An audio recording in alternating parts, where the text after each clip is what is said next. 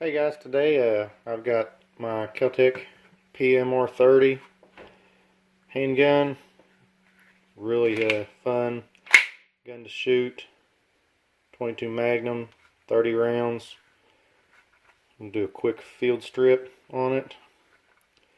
First off, of course, there's no ammo in the room. I really stress that. Safety first when you're handling a firearm.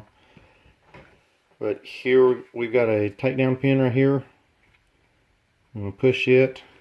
You actually can get it out with your hand, but what I find is a lot easier, especially on a new gun, is to take something like a Allen wrench or something, push it out. It comes right out the other side. There's your pin. And just push the slide forward like that. Remove the slide from the frame.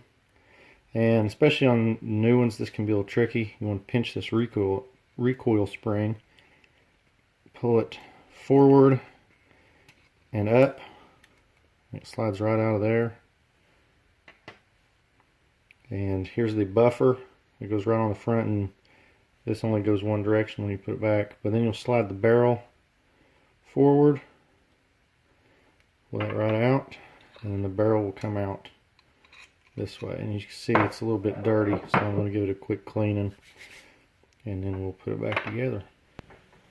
Okay, so back now. I'm going to reassemble the gun. Got the barrel here and this little feed ramp.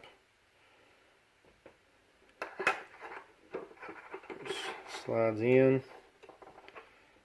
This has little notches that coincide with these notches on the slide. There's two there, and on this side you see there. The upper notch faces forward to hold the recoil spring. Right down onto there. Push that back. I'm going to take the little buffer, slide it down here, and see the slightly wider half circle goes towards the barrel, and this has a little notch. The larger face of the two sides goes towards the front. It slides right down like that. The recoil spring, the one end that has the little lip, goes towards the front.